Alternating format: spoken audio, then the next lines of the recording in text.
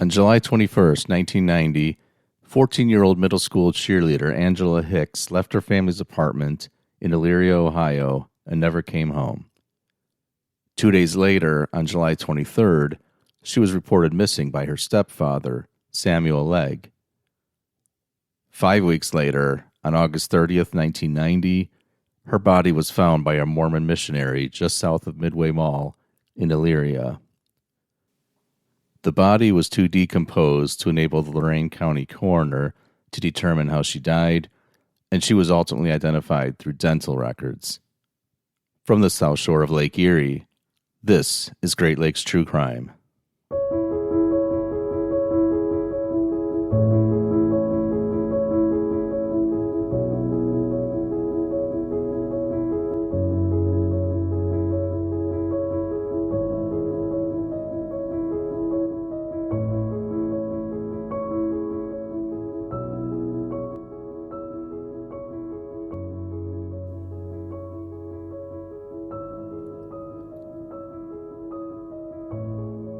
With a population of about 53,000 people, Elyria is a city in the greater Cleveland area in northeast Ohio.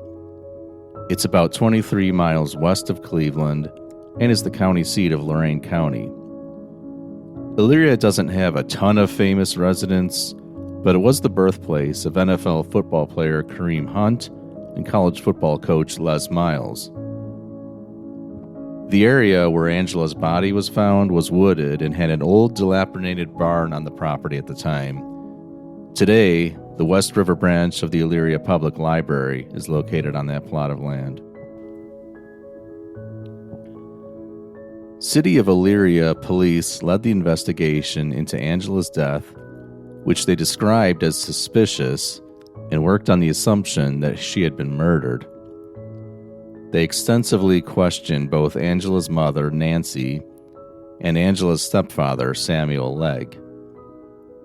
The couple took polygraph tests administered by the Ohio Bureau of Criminal Investigation, and police searched Samuel's vehicle, but they didn't disclose the results of either the vehicle search or the polygraph tests. Forensic tests were administered, but according to the Lorain County coroner at the time, they failed to produce any evidence that Angela was either raped, molested, stabbed, shot, or strangled, but he did clarify that any of those were still possibilities. The coroner's office did not have any level of certainty about Angela's death because insects and the hot, humid weather had decomposed the body's tissue. By the time Angela's body was discovered, there were only bones left. There was no blood, no urine, and no stomach contents.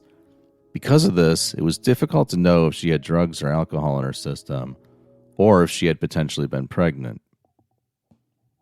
The advanced state of decomposition strongly suggested that Angela had died right around the time she was reported missing.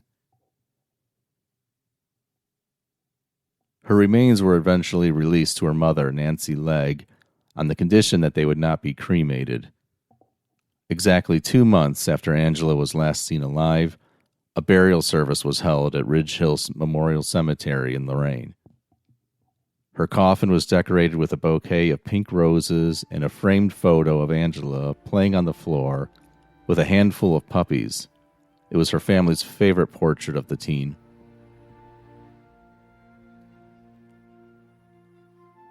Also sending a bouquet of flowers to the service was a group from Indiana called April, an acronym for Abduction, Prevention, Reconnaissance, and Information League, which had a presence in the area to supposedly assist with the search effort before Angela's body was found. She was eulogized by mourners who had gathered under a tent at the cemetery. Angela was remembered as a mischievous, kind-hearted girl who wasn't perfect, but was full of love.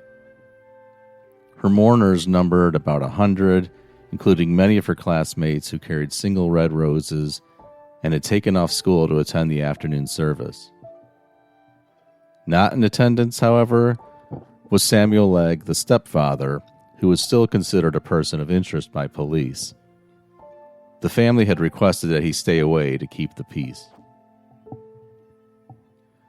The following year, in 1991, Nancy Legg gave an interview to local media in which she asserted that the police were slow to react to Angela's disappearance, initially writing it off as just another teenage runaway, even though her mother said that none of Angela's clothes were missing, meaning she hadn't packed anything. And historic records seem to back up Nancy's assertion that the police were slow to act. From the time Angela went missing on July 21st, 1990, until her body was discovered on August 20th, 1990, all the news stories I found in archives indicate that police insisted Angela was not missing, and she was just a runaway. Newspaper accounts didn't help at the time either by stating that Angela had been seen around town, not allegedly or possibly seen around town, but seen around town, period. And police were busy investigating, but just not Angela's disappearance. Instead, they were busy investigating that April group from Indiana that sent the bouquet of flowers to the funeral. The group was based in Fort Wayne, Indiana, and came into town raising funds that they said would be used to help find missing people, including Angela, but not just Angela. They originally set up a local office housed in a mobile home in Elyria where Angela went missing. After concerns were raised about the group's motive and tactics, the city of Elyria asked them to leave town. So they went and rented a small office space in nearby Amherst, Ohio, and hired a team of telemarketers to solicit donations. They were paid $4.50 an hour, equivalent to about $9.30 per hour today, or 15% of whatever they collected, whichever was more. So the telemarketers had incentive to be fairly assertive in their fundraising efforts. Again, all the media attention, and seemingly most of the police's attention, was on this group.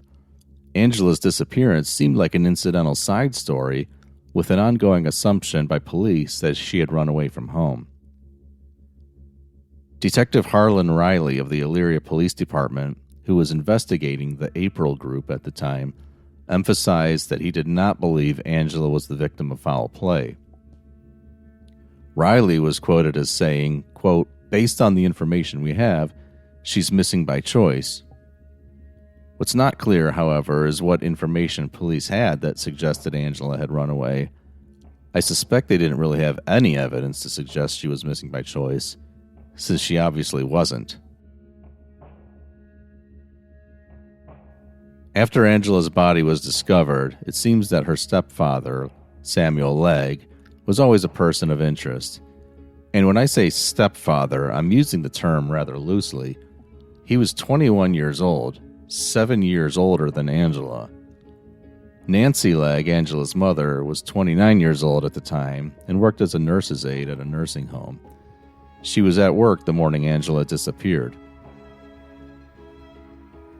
At first, Nancy stood by her husband, but later developed serious doubts about his innocence. Some of those doubts were caused by conflicting accounts her husband gave regarding the last time he saw Angela. The first story she said Samuel told her was that Angela said she was going to a friend's house. Later, she claimed Samuel said the last time he saw Angela, she was walking to a gas station to buy cigarettes. Police said that Legg also provided inconsistent stories to them. According to the initial missing persons report, Legg told police that Angela had been wearing black shorts and a t-shirt when she left the house. Later, though, he said he didn't know what color shorts she was wearing and that she was barefoot when she left. Nancy Legg was certain that whatever happened to Angela happened at home. She confirmed that Angela's black shorts were still in a drawer at home, and in fact, nothing was missing from Angela's room except a large duffel bag that she kept her Barbie dolls in. When Angela's body was found by that Mormon missionary, a very small object was found under the body. The object was eventually identified as a Barbie horse stirrup belonging to Angela. It was one of those tiny Barbie doll accessories that, if you have a young daughter, you're constantly stepping on. According to police, this was a good indication that Angela was killed inside her family's apartment and was carried to those woods in the missing duffel bag. And we know that Angela's mother was at work at the time she disappeared.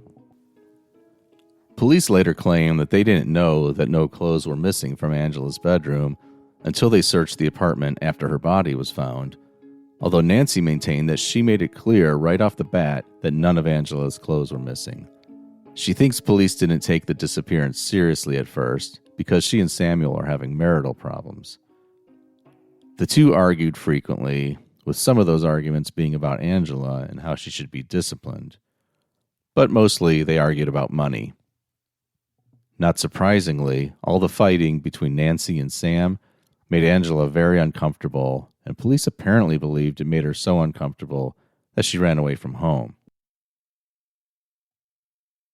Sam Legg was known to have a nasty temper. He admitted to strangling Nancy once after she sprayed him in the eye with oven cleaner, and it's known that non-fatal strangulation is an important risk factor for future murder of domestic partners. With intimate partner murders, non-fatal strangulation was found to have previously occurred in 43% of those situations. Angela and Sam apparently didn't get along too well either. He tried to be a disciplinarian and grounded Angela pretty frequently. Fortunately for Nancy, she and Sam split up and divorced not long after Angela's disappearance, with Sam moving out and continuing to work as a truck driver. While Sam was always looked upon as the prime suspect in Angela's murder, police and prosecutors could never gather enough evidence to put together a solid case against him. Eventually, the case went cold, but almost 3 decades later, in February 2019, new DNA evidence had surfaced, leading the Elyria Police Department to reopen the case against the then 49-year-old Samuel Legg, who by that time was an accused rapist in another case. Elyria Police Captain Chris Constantino explained that advancements in DNA technology had allowed the investigation to be opened back up. So Sam Legg, who had been living in a group home in Chandler, Arizona because of mental illness, was extradited in February 19 back to Medina County, which is adjacent to Lorain County, where Angela had lived. The charges pertain to a 1997 rape case involving a 17-year-old girl. Legg had escaped charges earlier in that case also, even though police were fairly certain he was the perpetrator, but was now being held at the Medina County Jail on a $1 million bond. Now he was being arraigned in Medina County Common Pleas Court on 2 counts of rape in connection with the 22-year-old case. It's alleged that Legg raped a 17-year-old girl in September 1997 after he picked her up at a truck stop in Medina County. Prosecutors used familial DNA testing to link Legg to the rape, but it turned out that his DNA was also linked to 4 other homicides, 3 in Ohio and 1 in Illinois. Those murders occurred both before and after the 1997 rape. According to the Ohio Attorney General, the familial DNA match was not as definitive as a full DNA workup, but it was very useful for identifying a suspect. In November 2021, Medina County Judge Joyce Kimbler found Legg responsible for 2 counts of felony rape. However, the judge also declared that his mental illness rendered Legg unfit to stand trial. This resulted in Samuel Legg being committed to a maximum security psychiatric facility in Columbus, Ohio for up to 10 years. Legg was also suspected of being the serial killer known as Dr. No, a name which I don't ascribe to Legg because I don't think serial killers should be referred to as doctor. Also, it's a ripoff of a James Bond book and movie title. In any case, we're not going to take a deep dive into this aspect of the story, but there are a number of other podcasts focusing on Dr. No if you're interested in learning more. The short version of the story is that a suspected serial killer was making his way across America's freeways, with women having been murdered in Ohio, Illinois, New York, and Pennsylvania. The location, pattern, and nature of the murders led investigators to conclude that the serial killer was a long-haul truck driver. The killings started in the early 1990s, and in many cases, the victims were sex workers who worked truck stops.